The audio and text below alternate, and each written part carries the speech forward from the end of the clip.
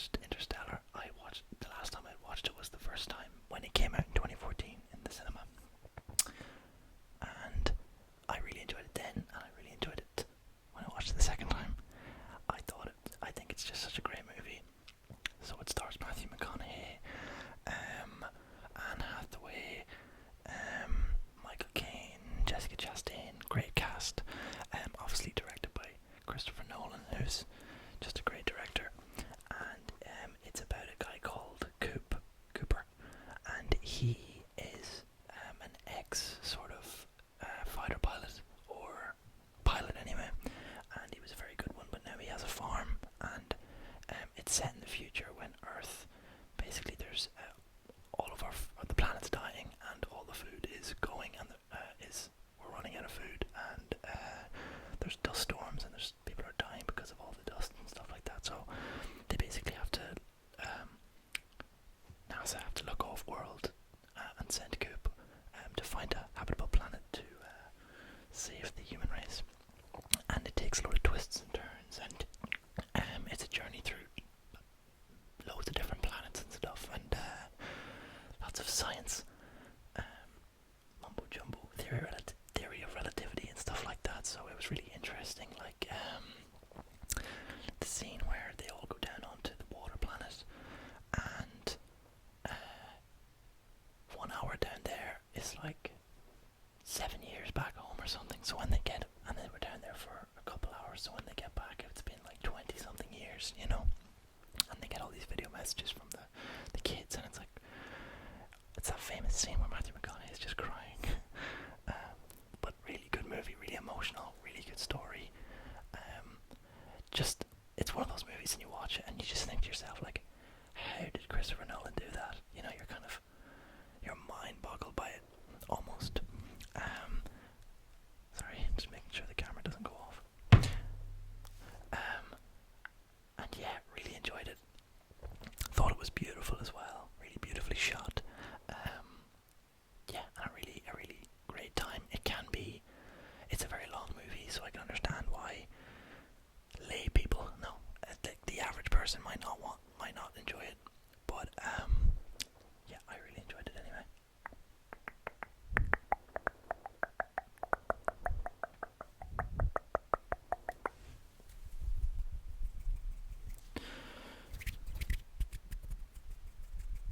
The next movie I watched was Platoon.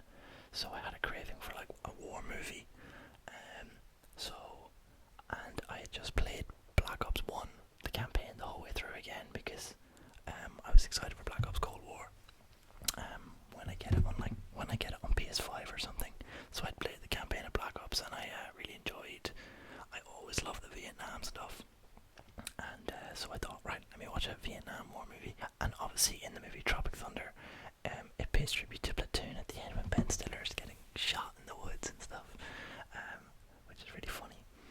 But yeah, so this movie stars I can never think of it on the spot, I always have to look it up. Let me look up Platoon cast. Charlie Sheen, I know, Willem Dafoe, Tom Berenger, Johnny Depp, Forrest Whitaker, and a few other actors are in it.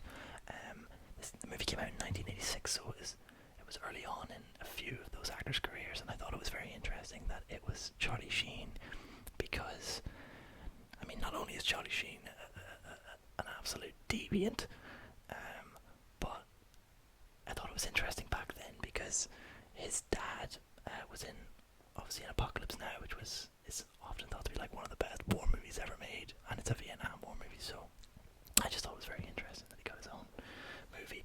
But it basically is a movie about this platoon, and it just follows them throughout their journey during the war. Really interesting movie. Like, so the first 45 minutes, it sort of makes you like the crew and stuff like that, and shows them having fun, and their first or second interaction with the Viet Cong or whatever, and then they just go into this village at one stage during the movie, and it just becomes like one of the most hard to watch movies ever. Like, there's horrible stuff going on,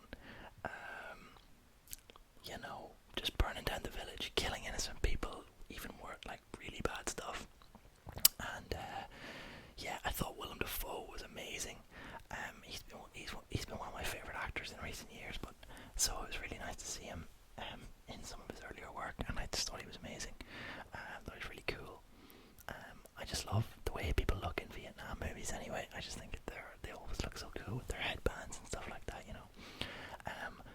But yeah, just a very fun Vietnam movie. It's one of those ones that if you like war movies, you just kind of have to watch it. You know what I mean? If you're big into war movies like myself, I was actually planning on making just a war movie video because I've watched a good few and I've enjoyed them, like Hacksaw Ridge and stuff like that. So yeah, I suppose it really showed all the horrors. I suppose Platoon showed all the horrors of the Vietnam War on both sides. So the bad stuff that the Americans did and the bad stuff that the Vietnamese or the Viet Cong did. So it's a pretty brutal movie. The whole last act, and particularly last action sequence, is just like so good.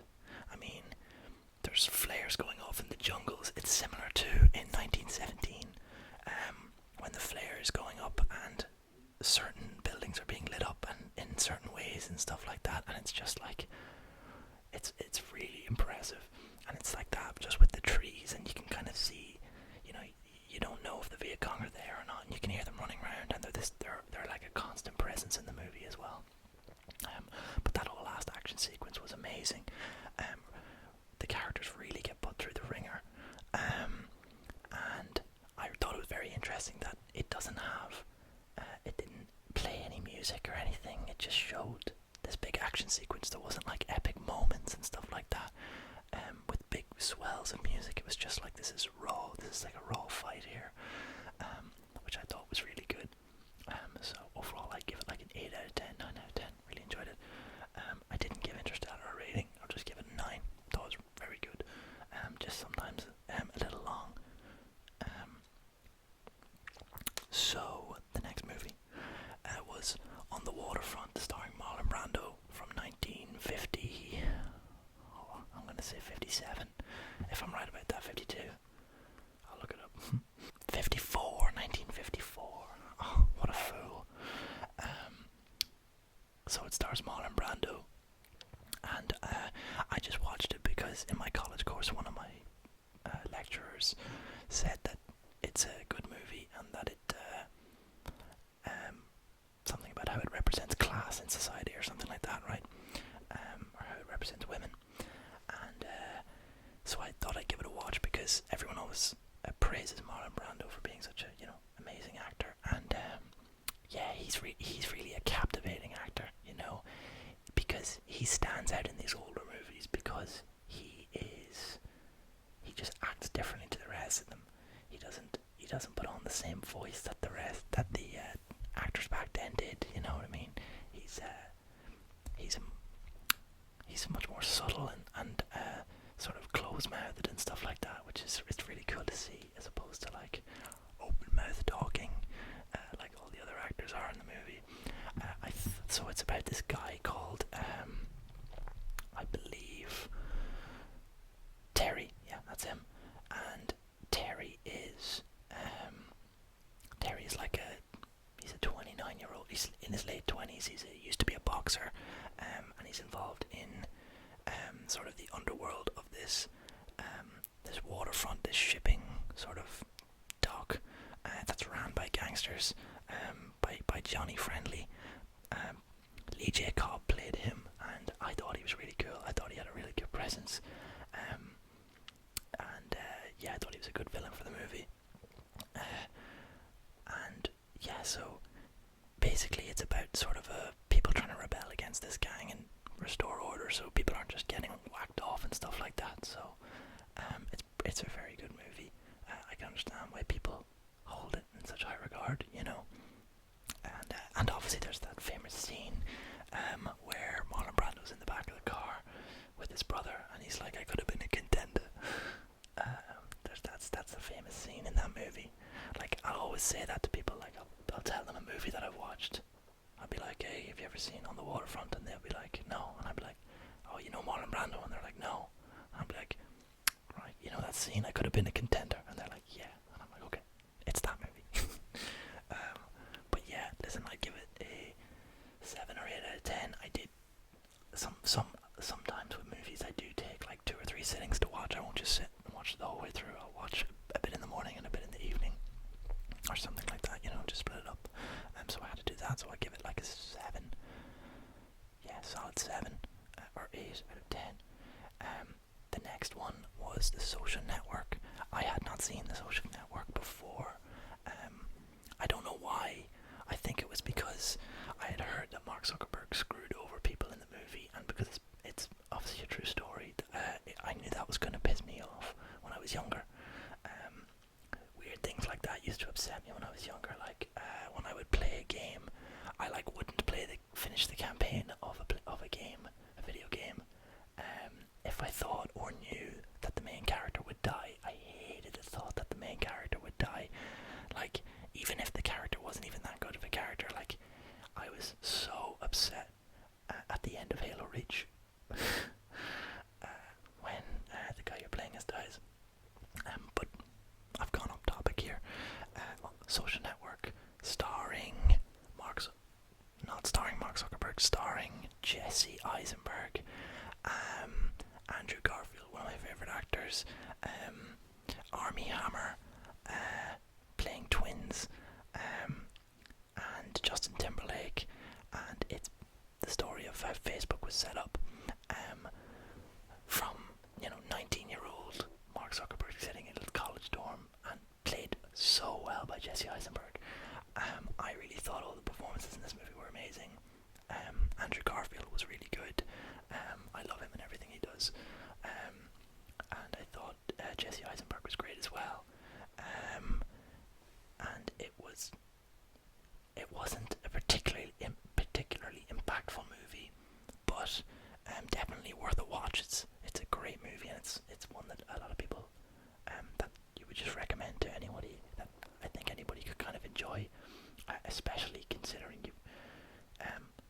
it makes everything that happens in the movie more poignant in the credits when it says, he's the youngest ever billionaire, and you just sit back and you go, wow, like, that's crazy. He just invented this thing, this social network.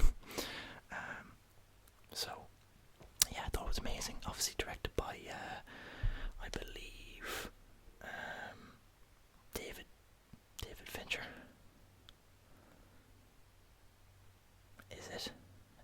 Yes, it is David Fincher. And obviously a great director. I think directed Fight Club and Seven as well. So there you go. The next movie I watched was a beautiful. Oh, sorry, I need to give a rating. I'd give it a 7 out of 10. I thought it was enjoyable.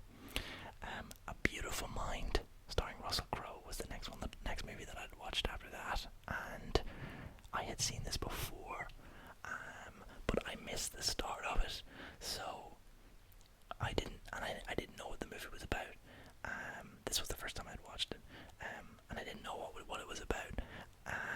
So I just saw this movie where this guy was like he was a bit twitchy, he was a bit weird, and he's doing these little missions for the government and code breaking and stuff like that, and you're kind of going, what's going on here, Sorry, but if my wires are making noise. And then, like, halfway through the movie, it turns out he has paranoid schizophrenia, and it's all in his head, and that blew my mind.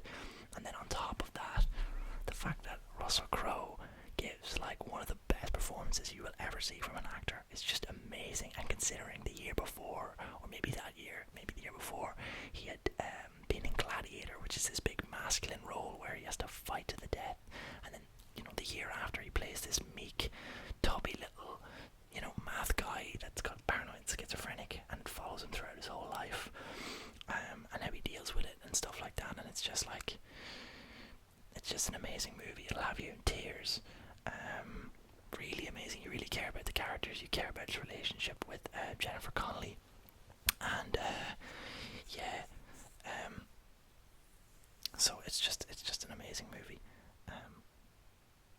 Most of these movies are tried and tested good movies that people have seen before. Nothing crazy. The next one I watched is not that. It's not a super well-known movie. Well, at least not in the the casual moviegoer world, which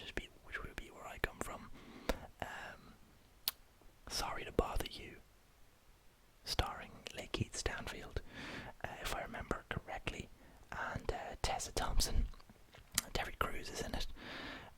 David Cross lends his voice in the movie. So it's about Lakeith Stanfield plays this guy who joins a telemarketing company, just a run-of-the-mill company, pretty crappy job, just on the phone trying to sell people packages of stuff. I can't quite remember, but this movie was one of the wildest and most unique movies I've ever seen in my life. I just thought it was so well done, such a stylish movie, the music was great, the editing, the way it was edited and shot was just so unique. You just don't see movies like this being made anymore. And yeah, so he works in this telemarketing company, and he keeps getting told that if he sells enough he can go upstairs, and literally upstairs in the same building in this special lift there's it's where everyone earns the big money or whatever. And once he gets up there, it just chaos ensues. The movie is set in a dystopian sort of modern day, where the most famous TV show on TV is seeing people get punched in the face, or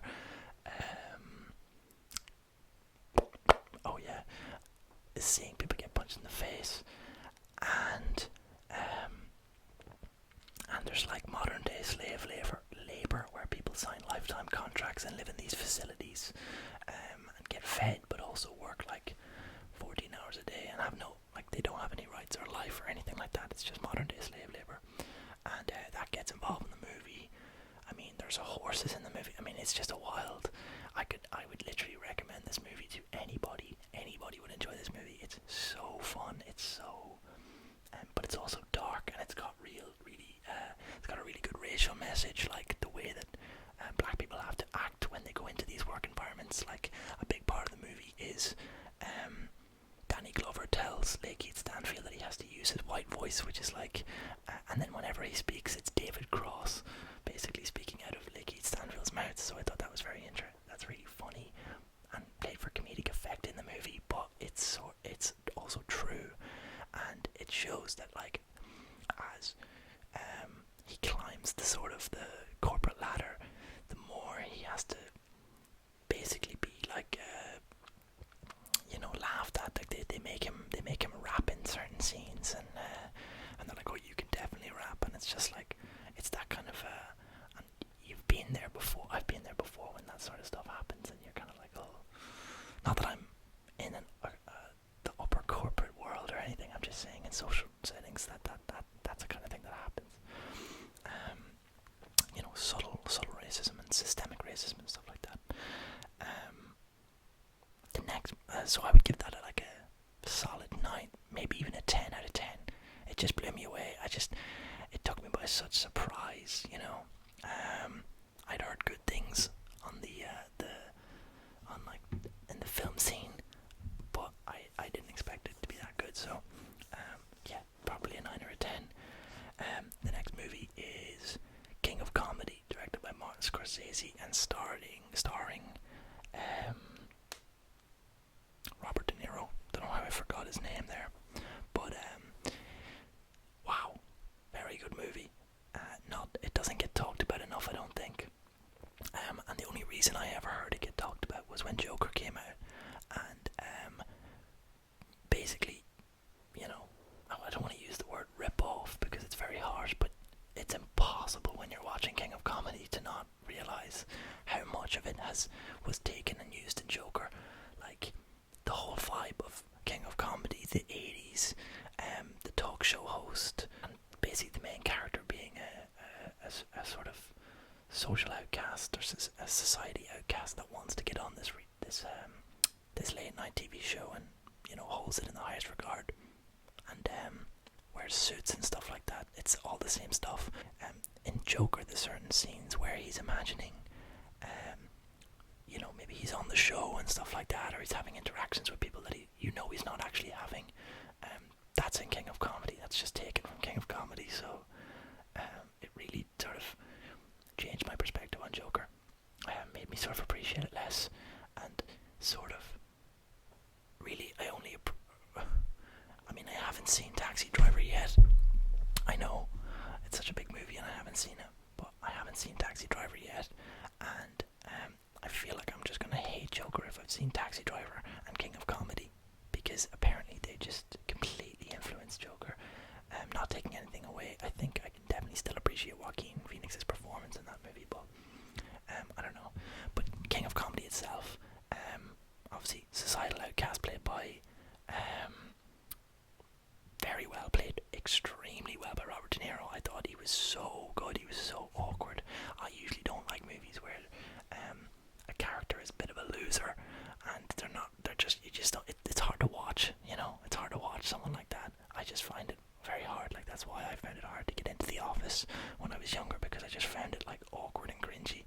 it's supposed to be, but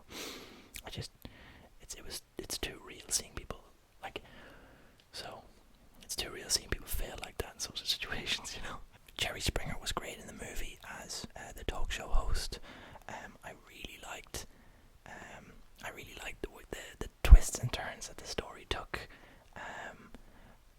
and all the lengths that you know it builds a great world and fandom and stuff like it. It's just a great movie, and I don't think it gets talked about enough. Like, I asked my mum about it, and she'd never even heard of it, and I was like, "Mum, it's Martin Scorsese." I was surprised. I was surprised that nobody had seen it. That no one I know had seen it. The next movie I'd watched, it was Silence, again by Martin Scorsese, starring Andrew Garfield and Adam Driver. And it is about two Portuguese missionaries that go to Japan in search of their old teacher, played by Liam Neeson, Father Ferreira.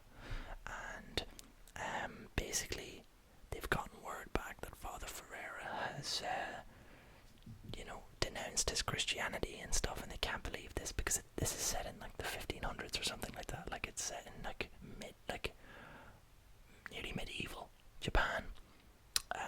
And the Japanese at that time did not take kindly to the Christian missionaries, and tortured them, killed them, tortured the people that followed the Christian faith and stuff like that, and just really mistreated the people and forced them to be Buddhist. So yeah, it was a very interesting movie, very visceral, very hard to watch. There's a lot of Japanese torture scenes where people are being left on crosses and the waves are just wearing them down in the ocean or something, or tied upside down and bled, stuff like that. Really horrible stuff, but very beautiful movie as well. Like I couldn't get over how pretty it was. Like there was a lot of mud, a lot of boiling water, a lot of nature. I suppose it was set there, and the title Silence is very sort of poignant, because there is a score, there's music and ambience and stuff like that, but a lot of the time the movie several times will cut to black, and you will hear what the silence actually is, and it's bugs and nature and stuff like that, like wind, water, running water and stuff like that, which I thought was very interesting title to title the movie. Overall, I thought, actually, I just need to talk about the acting. Sorry. Overall, I thought Andrew Garfield was amazing. I thought Adam Driver was quite good. I thought the evil Japanese general had a really funny voice, and the scenes with him were very interesting. I really liked his character. And I just found it, I love history, so I found it a very interesting time period to be set in. You don't see movies that are set in a time period like that, and it's really sad that a movie like that can come out, and I don't know anybody who watched it. Nobody watched it. So it's a bit sad.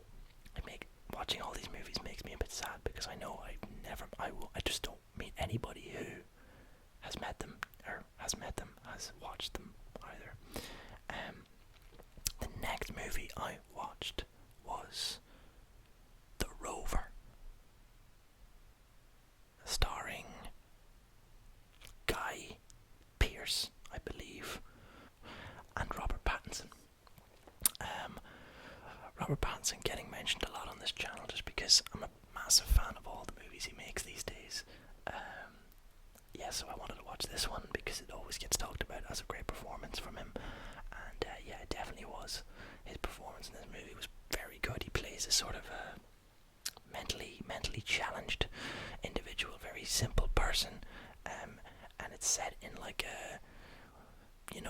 post-apocalyptic Australia, of all places. Well, not post-apocalyptic, the world hasn't ended, but I think everything's sort of fallen apart. Society's fallen apart. It's not really told. It just says 10 years after the collapse, whatever that is. There's still a military presence, but there's no law and order. People are just running around with guns and stuff. And Guy Pearce gets his car stolen at the start of the movie, and basically chases these guys down with the help of the brother of one of the guys that took the car, played by Robert Pattinson. And it's, although Robert Pattinson's performance is quite good, and even Guy Pearce's performance is quite good at times, at times I can it's a difficult movie because it's beautifully shot. I liked it. By the end, I just went. By the end, when the whole movie comes full circle, there's a bit of an moment. You know, it's sort of like, okay, I see where the movie was going, but I don't think Guy Pearce's character does enough for me to, you know, make you care about him, to earn that moment. I really don't think he talks enough.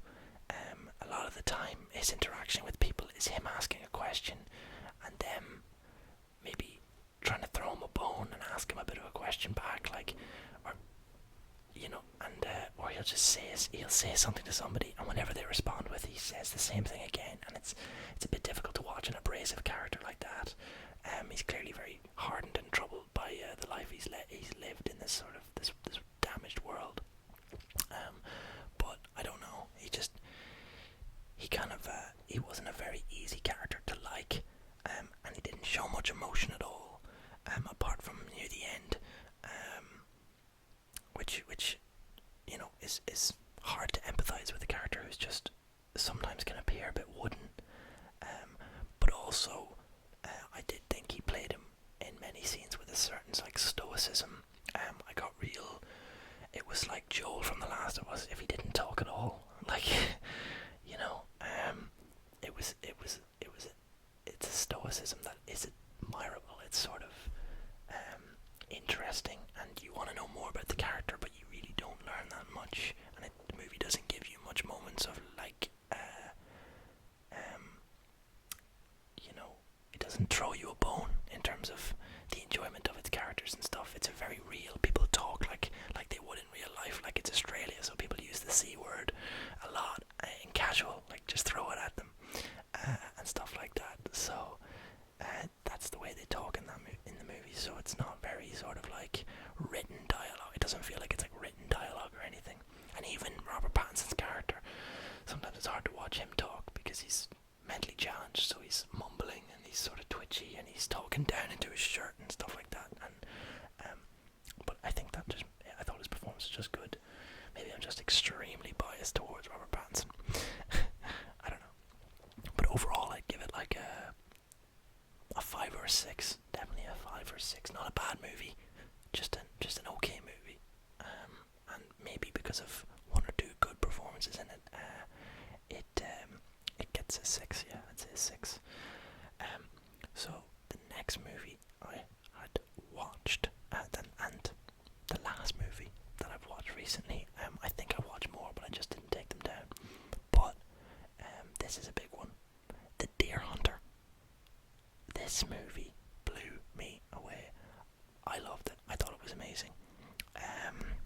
Robert De Niro again, Christopher Walken, just a great movie. So this movie came out in, I think, 1978, around that time, the 70s anyway, late 70s, or is it 1982? Yeah, it was 1978, and basically follows these three friends as they go off to Vietnam, and then basically shows the effects that Vietnam had on all of their lives. And I mean, it's a 3-hour movie, and you really get the sense, like, it's such a they don't make movies like this anymore, like a long 3-hour movie that it takes an hour before they even get to Vietnam. You have to watch them go on to hunt some deer. You get to see who they're friends with, what their friend groups are, what their relationships are. You get to see one of the guys who's going off, Stevie, who's friends with Robert De Niro and Christopher Walken's character Stevie. He's going off with them to war, and it's his wedding, and you get to see that whole, like, it's a big long 20-minute sequence, maybe even longer, of the wedding. Really, like, but I enjoyed all of it. Like, I really enjoyed the time he gave to his characters because the dialogue was very good. And then it almost lulls you into like a sense of safety. Like you forget an hour in that you're watching a Vietnam movie, and they get to Vietnam, and it's just crazy movie. I mean, obviously the reason I wanted to watch this movie is the famous scene, the Russian roulette scene with the Viet Cong, that Black Ops 1 basically stole. Wow, just really intense scene. Yeah. And then it shows them going to Vietnam, and then they come back from Vietnam after being captured by the Viet Cong and escaping, and all of them sort of escape in their own way. Like Christopher Walken's character escapes in one way, Stevie escapes in one way, and Robert De Niro escapes in another. And all of them, it shows sort of what happened to the soldiers when they got back, or don't come back in the case of Christopher Walken's character. He stays in Vietnam for the remainder of the movie. Robert De Niro's character sort of feeling, weird. He has to pick up the pieces when he gets home of just this life that he used to, that he has, sort of has, but he doesn't anymore. So he finds it very hard to talk to people and do the things. He finds it hard to go bowling again, like of course he would, after playing Russian roulette with the Viet Cong, and losing your friends and stuff. And then Stevie, he loses body parts and is in a hospital and doesn't want to come home, and he's a bit twitchy, PTSD I would imagine. And then Christopher Walken stays in Vietnam.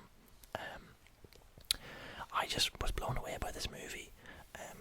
I just thought it was amazing. I thought it was beautifully shot.